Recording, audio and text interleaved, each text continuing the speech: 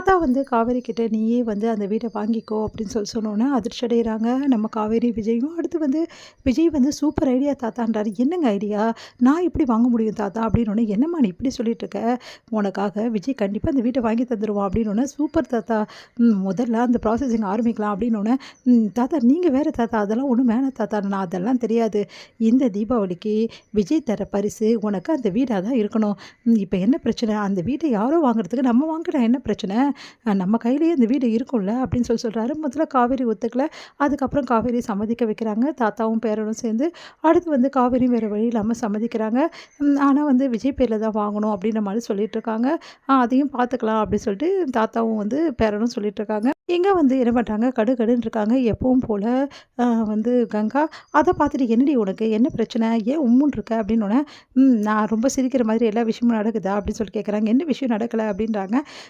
என்ன விஷயம் நடக்கணும், நான் அந்த வீடை வந்து விற்கணும்னு சொல்லிட்டு இருக்கேன், அதுக்கு எந்த வந்து நீ எதுவுமே சொல்ல மாட்டேங்கிற, சும்மா இருக்க அப்படின்னோடனே, சரி அதெல்லாம் போட்டோம், அங்கே காவேரி கிட்டே நீ என்ன பேசிட்டு இருந்த அப்படின்னோடனே, நான் ஒன்றும் பேசலையே, பொய் சொல்லாதடி, அக்காவும் தங்கச்சியும் சேர்ந்து காவேரி ஏதோ பேசியிருக்கீங்க, காவேரியோட முகம் வாடி போயிருந்தது நான் பார்த்தேன்.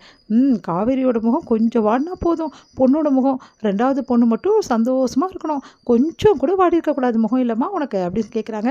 இங்கே பார், தேவையில்லாதெல்லாம் பேசி என்னை வெறுப்பேற்றாமல் நடந்த விஷயத்த சொல்லு. காவேரி கிட்ட இதை பற்றி பேசுனீங்களா?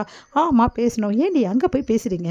அவள் பாவம் இல்லையா, இன்றைக்கி தானே அவளுக்கு நல்லது ஒன்று நடந்திருக்கு, அது உனக்கு கண்ணுக்கு பொறுக்கலையா அப்படின்னு சொல்லிட்டு திட்டி விடுறாங்க.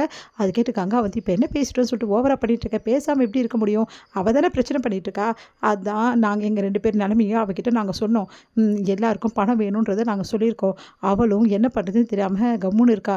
ஆனால் ஒன்று சொல்கிறேன், எக்காரணம் கொண்டும் அவளை நீ குழப்பி விட்டுற, இல்லது அவளை பேச்சை கேட்டு நான் ஆடவே கூடாது, நீயும் ஸ்டெடியாக இருக்கணும், வீடை விற்றே தீரணும், இதுதான் எங்களோட முடிவு அப்படின்றாங்க.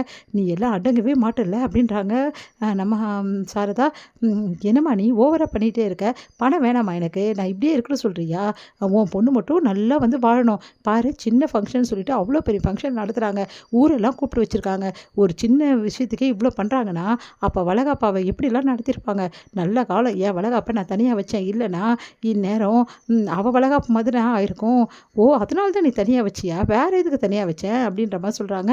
பயங்கரமான ஆளை தாண்டி இருக்க, சுயநலமாக இருக்க வேண்டியதாண்டி, ஆனால் இவ்வளோ இருக்கக்கூடாதுடி, இது எல்லாருக்குமே நல்லது கிடையாது அப்படின்னு சொல்லிட்டு சொல்கிறாங்க அவங்க அம்மா. அதையும் பார்க்கலாம் அப்படின்னு சொல்லிட்டு போகிறாங்க.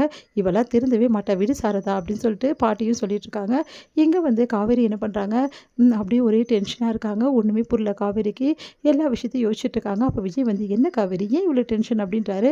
இல்லைங்க, தாத்தா வந்து இந்த வீடை வந்து நம்ம வாங்குகிறோன்னு சொல்லிட்டு சொல்கிறாரு, இந்த விஷயத்த கங்காக்காவும் வந்து யமுனாவும் எப்படி எடுத்துப்பாங்கன்னு தெரில, அம்மா வந்து பிரச்சனை கிடையாது, அம்மா சந்தோஷம் தான் படும் நான் வாங்குறேன்னு சொன்னால், ஆனால் கங்காக்காவும் யமுனாவும் வந்து இவங்ககிட்ட ரொம்ப பணம் இருக்குது அப்படின்ற மாதிரிலாம் ஏதாவது சொன்னாங்கன்னா, இல்லை அவங்க இந்த விஷயத்துக்கு ஒத்துக்கலைன்னா என்னங்க பண்ணுறது அப்படின்னு சொல்லிட்டு கேட்குறாங்க. இங்கே பாரு காவேரி, யார் என்ன சொன்னாலும் சரி, அந்த வீடை விற்கணும்னு சொல்லிட்டு தான் அவங்க ரொம்ப முடிவு பண்ணியிருக்காங்க, அந்த வீடை யாரோ வாங்குறதுக்கு நம்ம வாங்கினா என்ன பிரச்சனை இதில், இங்கே பாரு யார் என்ன சொன்னாலும் அதை பற்றி கவலையே படாத, அந்த வீடு உனக்கு தான், கடைசி வரைக்கும் அந்த வீடு உனக்கு மட்டும்தான் காவேரி. இங்கே பாருங்கள், எனக்கு அந்த வீடு வேணாங்க. வேணாவா, நீ என்ன சொல்கிற? ஆமாங்க, அந்த வீடு ஞாபகமாக இருக்கணும்னு தான் நினச்சேன், அது எங்கள் அம்மா கையில் இருக்கிறது தான் எனக்கு சந்தோஷம் அப்படின்னோடனே, சரி காவேரி உங்ககிட்ட இருந்தால் உங்கள் அம்மா கிட்ட இருந்த மாதிரி தானே, நீ நீ வச்சுருந்தா என்ன, உங்கள் அம்மா வச்சுருந்தானே, அந்த வீடு அங்கே தானே இருக்க போகுது அப்படின்னோடனே, சரிங்க அப்படின்றாங்க. உண்மையிலே நான் நினச்சி கூட பார்க்கலாங்க, அந்த வீடு விட்டு போகாது நம்மளை அப்படின்னு சொல்லிட்டு, ஏன்னா என் அக்காவும் தங்கச்சும் வந்து என்கிட்ட பேசினாங்களா, நான் ரொம்ப பயந்து போயிட்டேங்க, ஆனால் நீங்கள் சொன்ன விஷயங்களும் தாத்தா சொன்ன விஷயங்களும் என்னால் ஜீர்ணிக்கவே முடியலங்க, இப்போ வரைக்கும் நான் அந்த வீடு உனக்கு தான் இருக்கும், உன் கையை விட்டு போகாது அப்படின்னு சொல்லிட்டு என் மனசு எனக்கு சொல்லிகிட்டே இருக்குங்க, என் அப்பாவை என் கூட மறுபடியும் வந்த மாதிரியே இருக்குங்க, ரொம்ப சந்தோஷங்க, தேங்க்ஸுங்க அப்படி சொல்லிட்டு அப்படியே ஹக் பண்ணுறாங்க காவேரி.